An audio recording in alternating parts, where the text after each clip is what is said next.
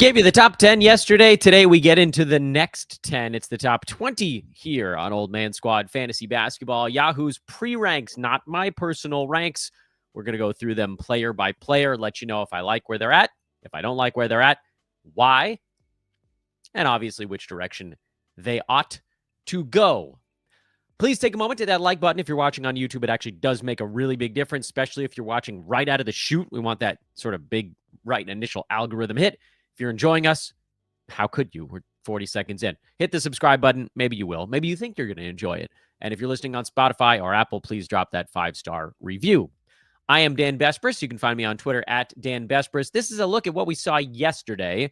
The top 10 was Jokic, Giannis, Wemby, Shea, Luka, top 5. Next 5 was Anthony Edwards, Cade, Anthony Davis, Kat, and Domantas Sabonis. So today, we embark upon the next chunk of players with number 11 on the Yahoo board this year, and that is Trey Young. How do I feel about Trey? It's a mixed bag. We talked about this a couple weeks ago. The Atlanta Hawks have a FanDuel season win total number that is kind of on the high side, 46.5. They brought in Kristaps Porzingis. There's a hope, I guess, that the pieces fit a little better. They're going to have to get better. That's the big thing. But the East is weak. And so, crazier things have happened. But I don't know. That one feels like a pretty good number to me when you're talking about what it means. That, of course, is our buddies over at FanDuel Sportsbook. Sportsbook.fanduel.com is where you can find that puppy under the regular season win totals. That's what you can get down on in the NBA right now. Thank you to our partners at FanDuel here on the Believe Network. As far as Trey Young goes individually, he's coming off kind of a weird season by all accounts. I don't know a better way to describe it other than just kind of strange. He averaged 24 points, which I think we all thought would be a higher number, just given the sort of relative lack of other volume players on the team. DeJounte Murray got traded, and Trey was coming off a year, the prior season, where he went for 25.7 points and 10.8 assists. He just sort of funneled his usage more into passing. And it's worth pointing out that Trey Young, there were a couple of seasons there where he was near 30 and then 28, but mostly he's been a 25, 26 point per game guy. So coming down from 25 and change or 26 to 24 was not that big of a drop off. It was just weird when you thought it was going to go one way and instead it went the other. Now, assists were extraordinary. He was at 11.6 assists per game last year. That led the NBA in per game mark by a pretty good chunk over Jokic, who was number 2 at 10.2. Trey, always going to be a problem in turnovers with a league high 4.7, beating out Cade Cunningham and James Harden in that department. He's a big-time positive in free throw percent, solid in threes, but really, and actually the 1.2 steals weren't bad, quite bad in field goal percent.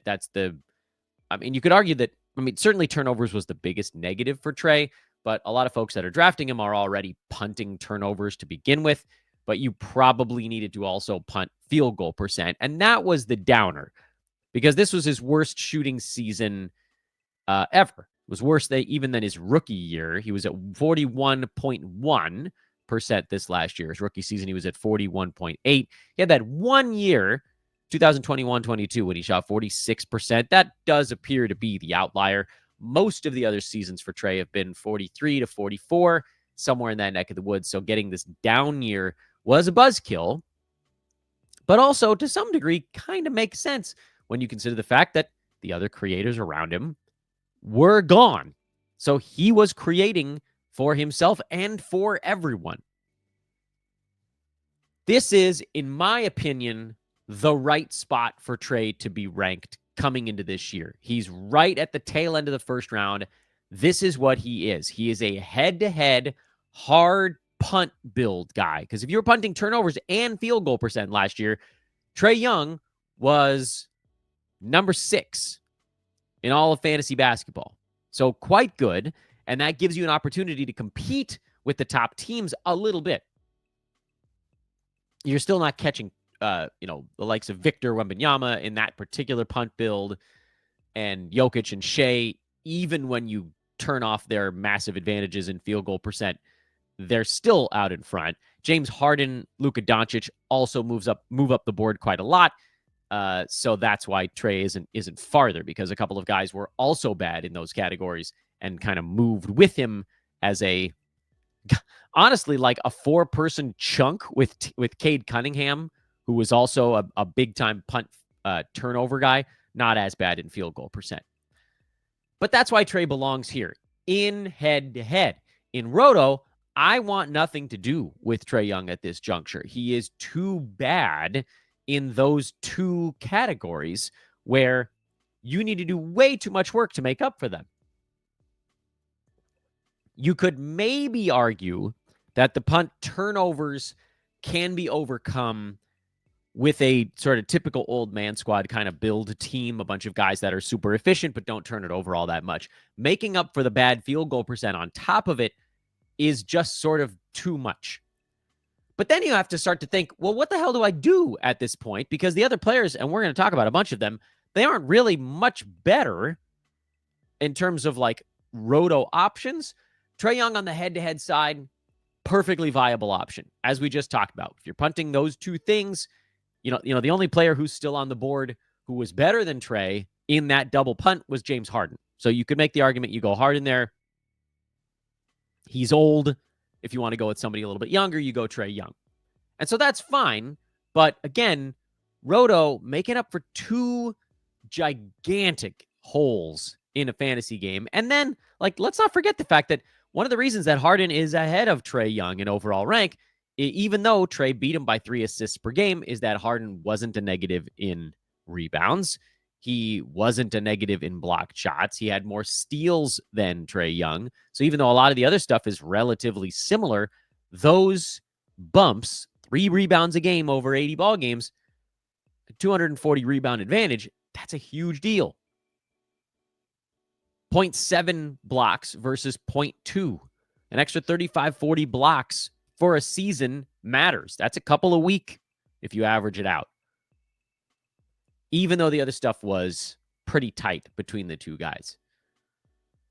So head-to-head, yes. Roto, no. Let's go to the next name on the board, and this one is a byproduct of Yahoo's new, the way they've kind of gamified fantasy basketball, and that's Paolo Banchero at number 12. This is a train wreck of a pick if you're not in a points league. Absolute dumpster fire, do not do it pick if you're not in a points league. Last year, Paolo, I think we all agreed, looked pretty damn good if you were punting field goal percent, free throw percent, and turnovers. His 3 worst categories, a triple punt, he was still just an early 4th round value. A triple punt couldn't even get him into the 3rd round last year. For most guys in the NBA, if you turn off their 3 worst categories, hell yeah, they're going to move way the hell up the board. We just talked about what it did to Trey Young. Trey last year was ranked in the 50s without a punt. A double punt brought him to the middle of the 1st round. Paolo was outside the top 100 without a punt. A triple punt got him to 37. So no for 9-cat. Hard no for 9-cat. Even points leagues, this is a frickin' reach on a Magic team that brought in Desmond Bane to be the 3rd guy. Paolo took 20 shots a game last year. Points leagues, it can't get a whole lot better. He did pretty much everything he could do. The ball was just in his hands the whole damn ball game. I think usage rate higher than 34? I don't think so. And you bring in another guy. So, if anything, it probably goes the other direction. 9-cat, at least you could start to argue maybe he can get better at some of these things that he was bad at that we just turned off for our sort of points league analysis. But that still doesn't, we just talked about, if you just get him to league average in those 3 categories, he's still a 4th rounder. That's all you're asking. I'm not asking him to be a positive. To get to this rank, not only does he have to basically play in all 82 ball games, but he needs to be better than league average in those categories. and he's not. You could fix one, you're not fixing three. And even if you fix three, it doesn't help your points league marker, which is why he's this high to begin with. You could almost understand this ranking if Franz Wagner and Desmond Bane were ruled out for the season in a points league. But I'm not in a points league. This is a 9-category podcast for the most part. We're going to have some points league shows every once in a while. Do I break the news? I guess I could break the news. We're going to have some shows with Jacob Dunn coming up. He may also have his own shows coming up as well. Kind of a cool little footnote here as we continue to grow the Old Man Squad Network. Another reason to subscribe. Myself, Noah, Adam, Eric Ong, Jacob Dunn, Matty G. We may have 6 fantasy analysts doing shows on this YouTube. But anyway, back to Paolo. No. Just say no to Paolo. Now, this next guy, I think you can just say yes, and that's Devin Booker, who is in line to do everything and then some for the Phoenix Suns, who, yes, do have Jalen Green, but no longer have Kevin Durant or Bradley Beal on the roster. Last year, Booker had a little bit of a down season of his own. He was still at 25.5 points, 4 boards, and 7 assists. All that stuff is very good. Free throw percent was still exquisite at 89.5% on over 6 free throw attempts per ball game. He was at 0.9 steals, which is meh. I mean, the defensive stats are not that great for Book, but they also never have been. But if you're looking at, like, how do we get him back to where he was a season or two back, for one, an increase in usage wouldn't hurt. He took 19 shots a game and had 7 assists last year. And by all accounts, they're going to ask him to do more. But the 46% shooting was the worst for Booker since 2017. 46.1. He had a 46.6 and a 46.7 in there. So, yeah, a buzz cut between those two. But for the most part, he'd been around 48, 49 over that, over, the last 5 or 6 seasons. And yeah, roles change and so on and so forth. And he took more threes per game this last year, but he also shot basically a career worst at the 3-point arc. He only had second worst at 33.2%. He'd been at 36 and change, 35, 38, 34 was kind of like the low watermark. Before that, there was a 32.6 mixed in there. And yeah, 3-point percent does tend to bounce around a little bit. But last year was, by all accounts, a very bad outside shooting year for Booker. So let's say, hypothetically, he goes back to taking 20 shots a game, which is what he was doing before they brought in KD and then an additional kind of high volume guy. Jalen Green by himself is not going to cover the KD Bradley Beal gap. Jalen Green and Dillon Brooks together aren't going to cover that gap.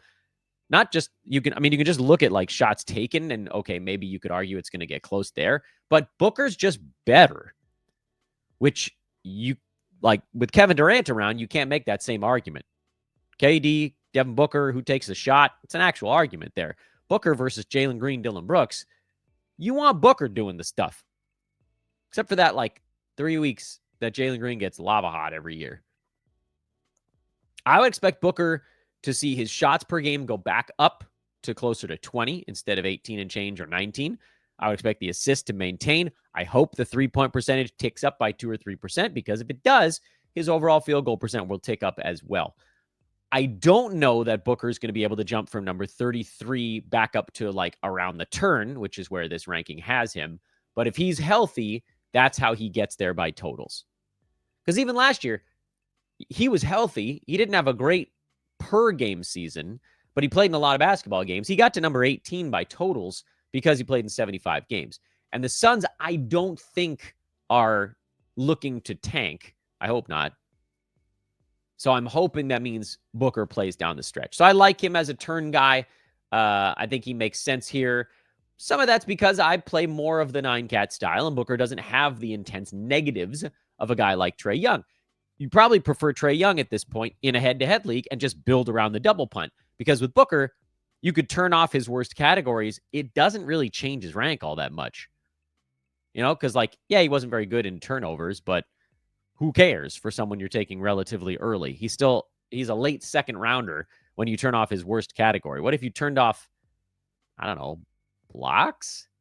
Are we building a punt bigs team at that point? Rebounds, I don't know, man. There isn't that other devastatingly bad category that works in tandem with turnovers.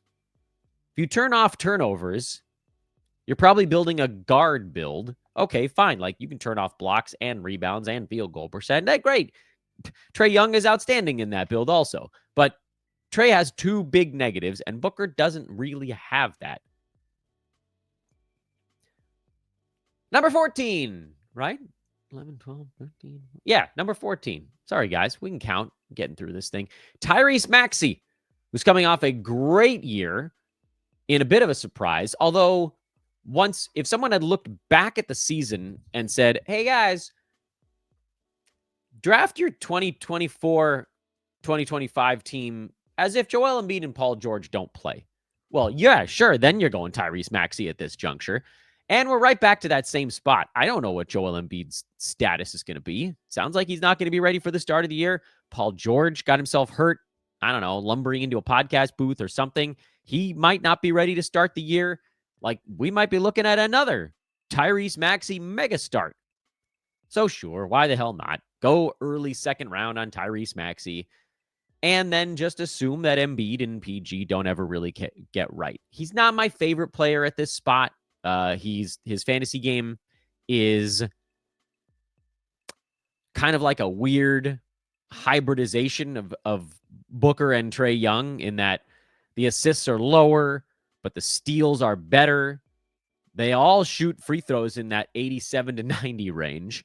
Maxey's not quite as bad at field goal percent, but he's not as good as Booker. He's in the middle there.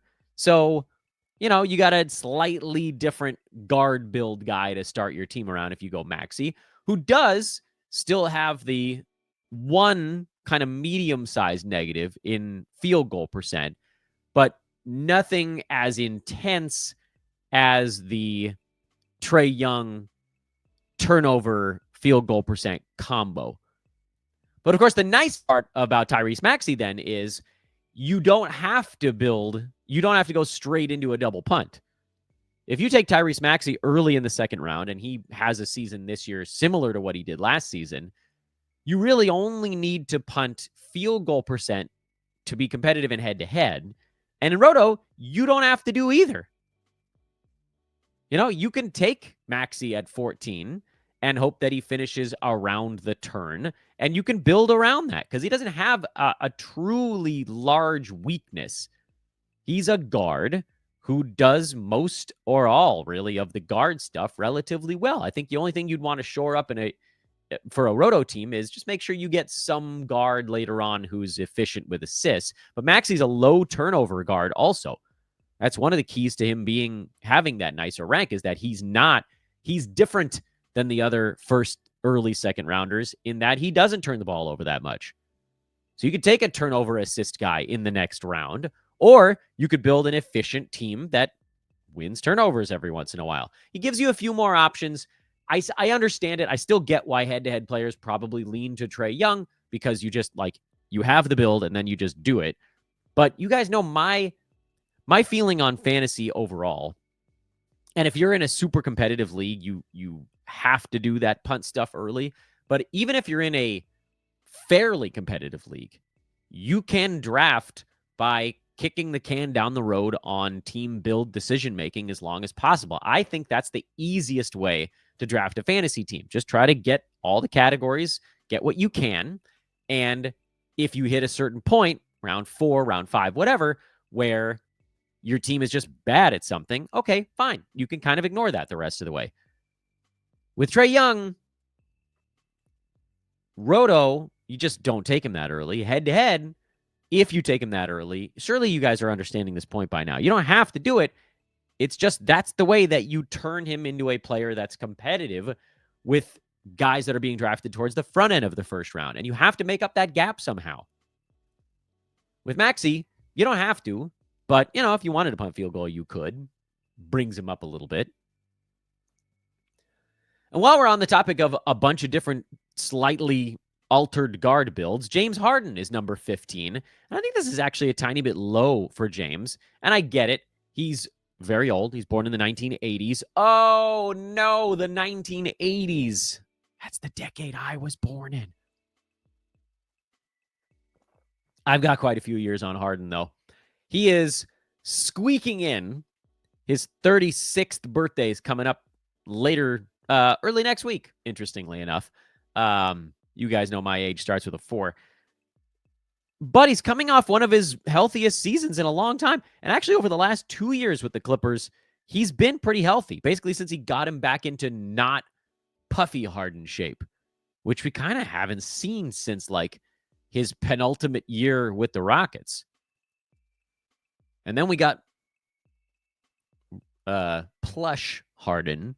And then we got I don't give a bleep Harden. And then we got I want to get out of here Harden. And now we've got kind of happy Harden. And happy Harden was really good this last year. Better after Kawhi Leonard came back.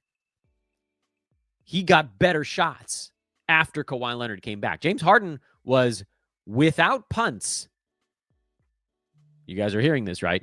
Without punts, James Harden was a first rounder the second half of last year because he shot 42% instead of 39%. That was all it took. A 3% bump in field goal. Got him into the middle of the first round. And it stuck. His usage didn't change all that much, amazingly. Like Kawhi Leonard mostly took his usage from non-James Hardenites. The final month last year, last 15 games of the season, James was number 5 in 9-category leagues. His turnovers went way down after Kawhi came back, and his field goal percent went way up, and everything else stuck, which was pretty awesome. That's like exactly what you envision when you close your eyes and like, hey, what if having another superstar around actually opens things up for a dude? When there are 2, sometimes you can get a little sniff of that. When there are 3, not so much. But it also worked because Harden, in the later stages of his career, is not a shoot first guard anymore. He's pass first now, or at least equalish. And he's always been a guy who racks up a ton of assists, but there were many years where he was taking 19, 20. There was a year he took 24 shots a game. You guys can see on YouTube, I think. Did I manage to put that up there? Yeah. Lately, it was lower. Until this last season, he had to take 16 and a half. And that kind of stuck even after Kawhi came back. He was still in that 16 range. So maybe he takes like a shot less, but the assists stayed or even got better. The efficiency got way better. But he's old, so that's the card you're sort of dealing with here. James Harden. By the way, it should also be pointed out that Trey Young shot 45% down the stretch last year, and he was a first rounder that same final 15-game span. His steals went up. Sort of a weird thing. And yeah, teams play against opponents. Like I don't want to put too much stock in the last month. Everybody's field goal percent goes through the roof because half the team stopped playing defense of any kind. But, Trey Young, 12 assists. He was up near 26 points. I think if you're drafting him this year, that's the Trey you hope you're getting. 26 and 12 at 45% from the field. I think I'd still probably punt turnovers and field goal percent. But again, like you give yourself at least an option there. Harden, if you're debating, like I don't think there's a right or wrong answer to all of these guards we just talked about. You've got Harden, who is more well-rounded than the other ones we talked about. Maxey is actually pretty similar to Harden, but with lower assists. Who else? We talked about Trey, who's higher assists, but worse turnover and field goal percent, and basically no big man stats of any kind. And then you got Booker, who I think is probably going to be the most efficient of the names we talked about, but the lowest defensive stats.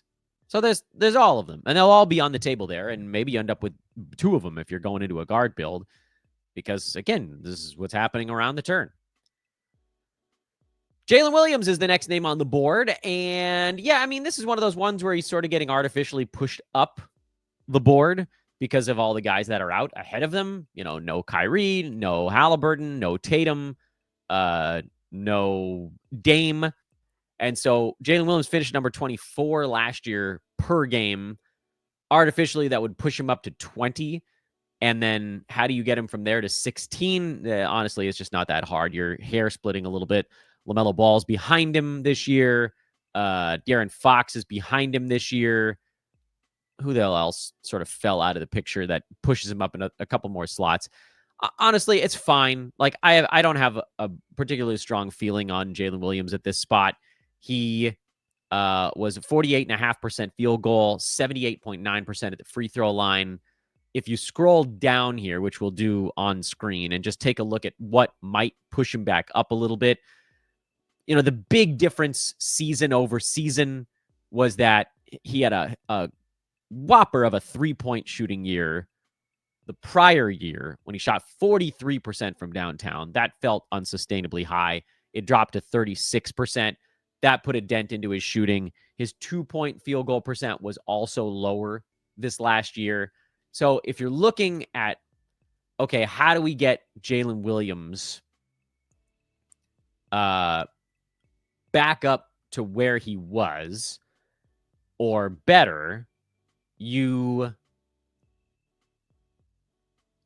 just ratchet up the percentages a tiny bit. That's it. That's all it takes. He shot 53% from 2 this last year after 57.5 his first 2 years in the NBA. So that's the hope. 2-point percent, 3-point percent. Can they inch back up by 2 or 3 percentage points apiece, fixing his effective field goal percent, fixing his overall rank? So perfectly fine spot for Jaylen Williams. I got no beef. I got no qualms.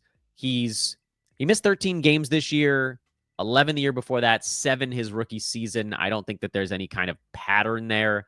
I think there's a possibility the Thunder play more competitive games this year, so maybe that means his minutes inch up just the tiniest bit. And if that happens, you get a fraction of a rebound, a fraction of an assist, and so on and so forth. He's a super well-rounded basketball player, super well-rounded fantasy player. This is Jaylen Williams you're talking about. Don't worry, we're going to get to Jaylen Johnson in a minute. And he's totally fine. This is a perfectly fine spot for him. No notes, really. Just, easy peasy.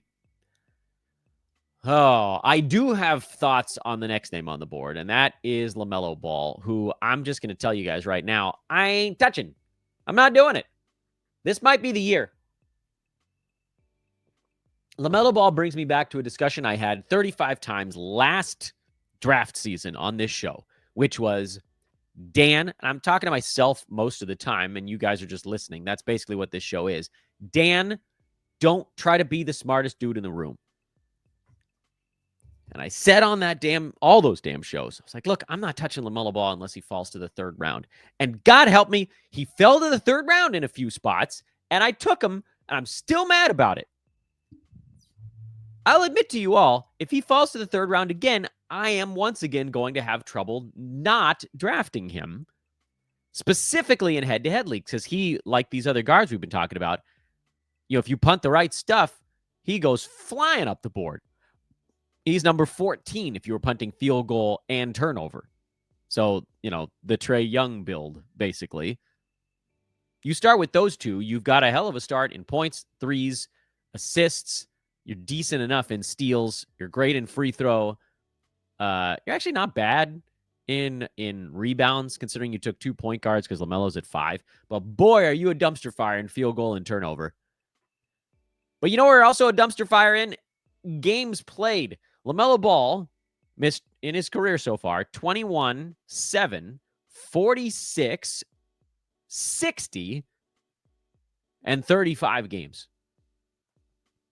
And the reason I say, Dan, don't try to be the smartest person in the room, is stop taking this plunge until he proves he can make it.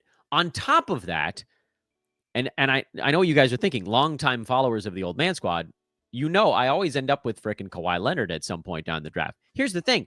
Kawhi Leonard, also a big injury risk, like LaMelo Ball, you can typically get later. Like last year, you could get Kawhi around pick 50. And Kawhi, without punts, is a mid-first rounder when he's healthy. He was number 3 the last month last year. Number 3 behind Jokic and Shea. And frankly, he wasn't that far off from Shea in overall value. Kawhi, the final month, had 26 points. I don't know why I'm getting to Kawhi. He's not in this batch of 10. He was at 26, 7, and 4 with 2 steals, 2.5 threes, half a block on 55-90 splits and only 1.6 turnovers. He was amazing. That's why you take Kawhi in the 4th round, because when he's right, he's a first rounder. He's a guy that moves the needle like you wouldn't believe. LaMelo Ball is amazing. He is a unique and exciting talent, and he plays at a speed that very few players in the NBA can match. But when he's right, he's still only a 2nd or 3rd rounder without a punt. If you turn on a punt, yeah, you can ratchet him up a little bit. LaMelo Ball, because of those key shortcomings, brutal field goal percent, dangerously high turnovers, and this last year, the steals actually weren't as high as they were in the past, but hopefully those come back, makes it very, very hard to get him into the first round on a per-game basis. The guys that get into the first round typically are guys that don't have a massive negative.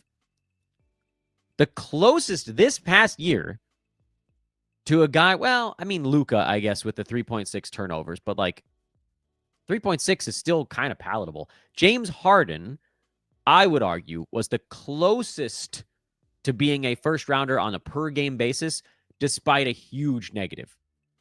Turnovers, you could say, 4.3 turnovers, you can call that a huge negative. You could even talk about the field goal percent being a huge negative. He was number 15 per game this last year, despite those issues. You guys know where LaMelo ended up this past season? I know this was painfully low. 59. 59. It's really hard without punting something to get someone with 2 big negatives into that top tier. And then to draft them in the 2nd round with the injury stuff hanging over him as well. I just can't do it. So I'm passing on LaMelo this year. Don't let me talk myself back into it. Him, the concept, whatever. I should point out, by the way, before we go to Jaylen Johnson, the Charlotte Hornets on FanDuel, that's right, our buddies over at FanDuel Sportsbook, our buddies at FanDuel have the Hornets season win total mark at 27.5. So someone out there thinks they're going to actually try to win a few ball games. I don't know if I'm that guy yet, but at some point they're going to have to convince themselves. So maybe this is the year. Maybe they start to try to win. Maybe LaMelo makes it through 65 ball games, in which case, great. You got an okay value in the middle of the 2nd round. He's still probably not going to be a world beater there. Whereas this guy, I actually think could be. Also, dealing with some injury stuff on Jaylen Johnson. First year in the NBA, he missed 60 ball games. 2nd year, missed 12. 3rd year, missed 26. This last year, missed 46. Jaylen Johnson, by all accounts, is just as injury prone as LaMelo Ball. I guess it's different stuff, so maybe that makes us feel a little bit better about it. And, I mean, there's that games played number for Jaylen Johnson is cringe level, but holy crap, was he good this past season. 19 points, 10 boards, 5 assists, 2.6 combined defensive stats, 1.2 threes, 50% from the field, 75% at the free throw line. And on top of everything else, he was better after a slow start. I don't know if you guys remember that. Jaylen Johnson's first month, I think it was, he was like in the 60 range because he was basically a punt free throw player, which we didn't have that budgeted in. And then he started shooting 80% at the foul line. Oh, he wasn't shooting well from the field either. He was in the 4th, 5th round on like 47, 71 splits through the first month. And then if you go to the following month, all of a sudden you're like, oh, now I like this. This is good. And then he got hurt, and so it wasn't fun anymore. But Jaylen Johnson was number 15 over the 2nd month of the season on averages of 20, 10, and 6 with 53, 78 splits. Why couldn't he do that again? I don't know. What would stop him? He's amazing. He's a unique talent who has no weaknesses in his fantasy game. He does exactly what I want a player to do as a 2nd-round pick, which is to kick the can down the road on having to make a team build decision. And he's helpful in most of that stuff.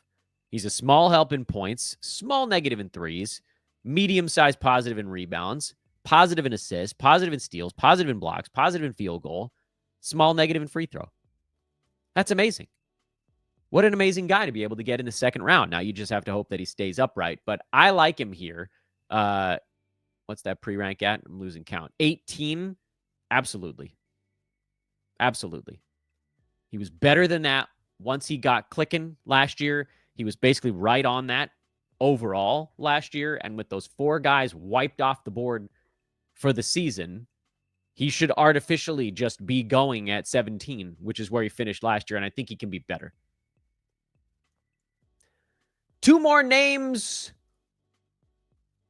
but they're all basically the same name. Jaylen Brunson. So we're in the Jaylen run right now. We got Jaylen Johnson, Jaylen Brunson, Jaylen Brown. Back to back to back. Only separated from Jaylen Williams by a LaMelo Ball. We almost had 4 Jaylens right in a row. Jaylen Brunson is going way too early. I don't know what we're doing here. The Knicks are the same damn team they were last year. And mind you, Jaylen Brunson had a good year. I don't want to take anything away from him. He scored like a you-know-what. But he was number 50 in 9-cat because he doesn't get defensive stats. And he doesn't actually hit as many three-pointers as you might think. It's sort of Devin Booker-esque in that instance. And you might also look and be like, well, why the hell was Devin Booker better?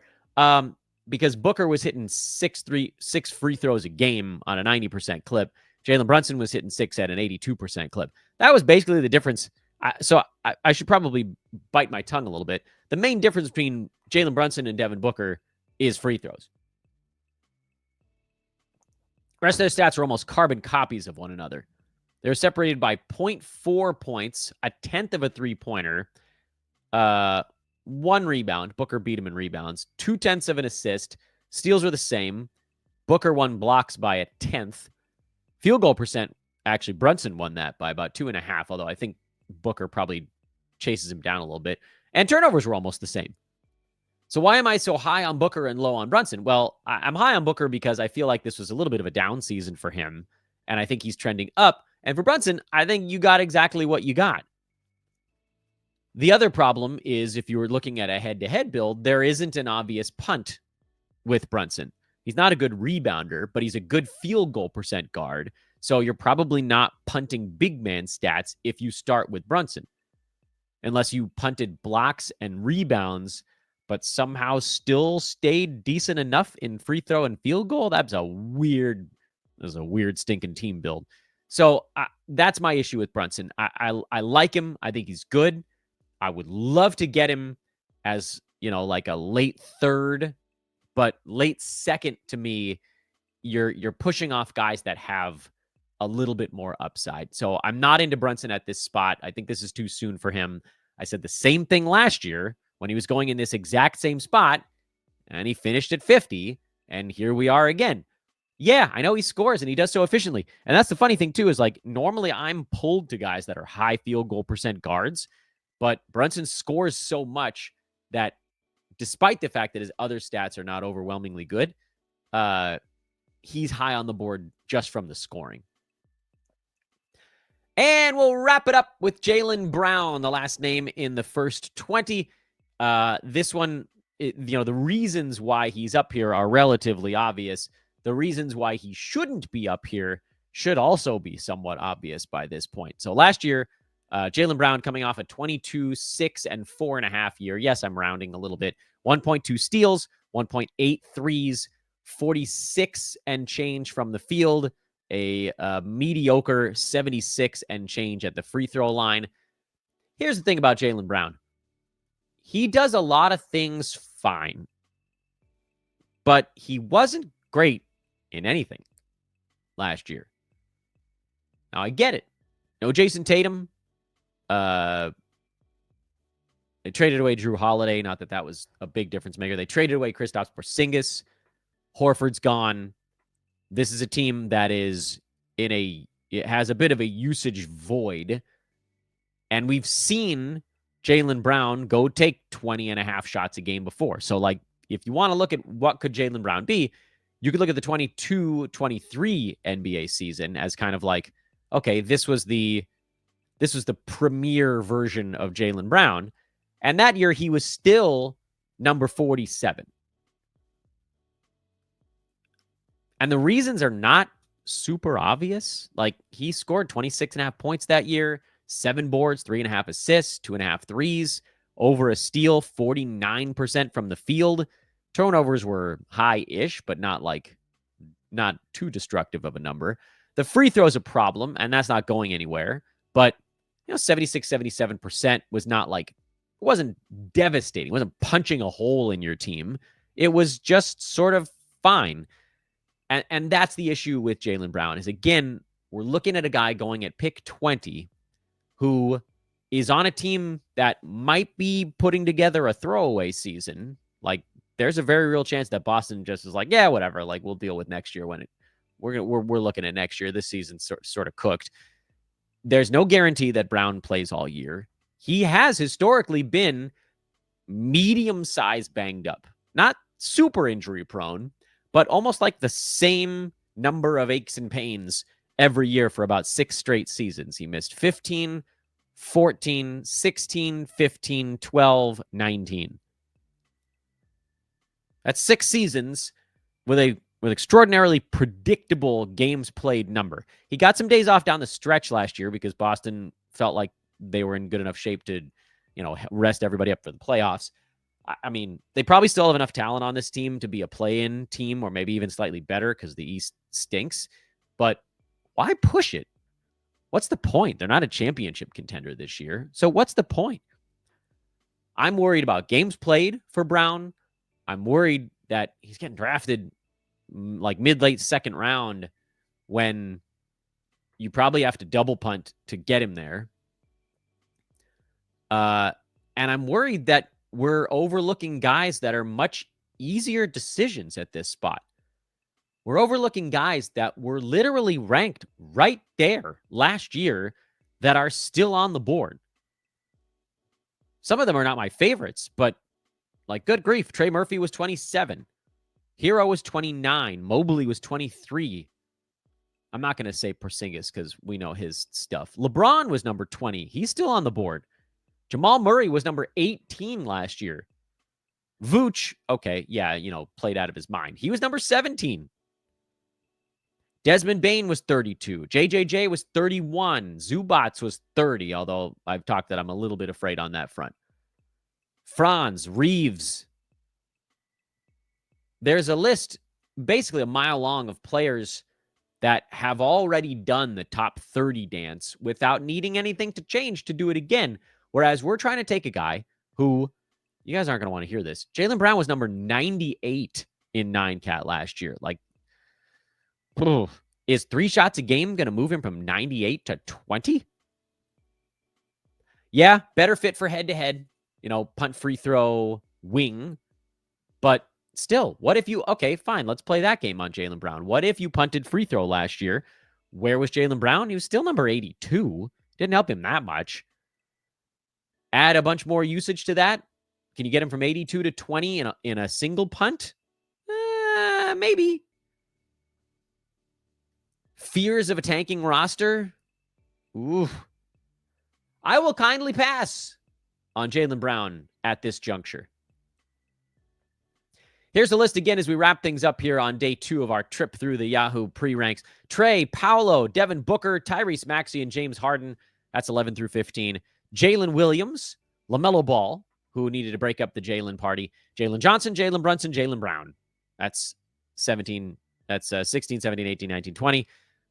Those of you watching on YouTube, you got to see a sneak preview of the next 5 names on the board. We will get to them on our next program, which is Fox, LeBron, Alpy, Mobley, and Scotty Barnes still up high despite a wet dookie of a season last year when he finished at number 63 on a Raptors team that tossed the season. Please subscribe on the way out. That is the most important thing you can do no matter how you're taking in the content. A quick like on YouTube also goes a long way, and we'll start to pile up some of those 5-star reviews if you guys will have me. Find me on Twitter at Dan Bespers. I'm not doing much on social right now. We'll do more in September and October, but you might as well follow early because then you'll see when we start sort of cracking off various tweets about draft day stuff. Old Man Squad is the handle. It is the network feed on both Twitter and on Blue Sky. Old Man Squad Fantasy, I think, over on Instagram. Not super active there at the moment. And on Blue Sky, the Old Man Squad handle will do sort of both my personal and the network feed all mushed into one because someone else signed up for Dan Vespris on Blue Sky. Yutzes. I am Dan. Thanks for watching. I'll see you guys tomorrow.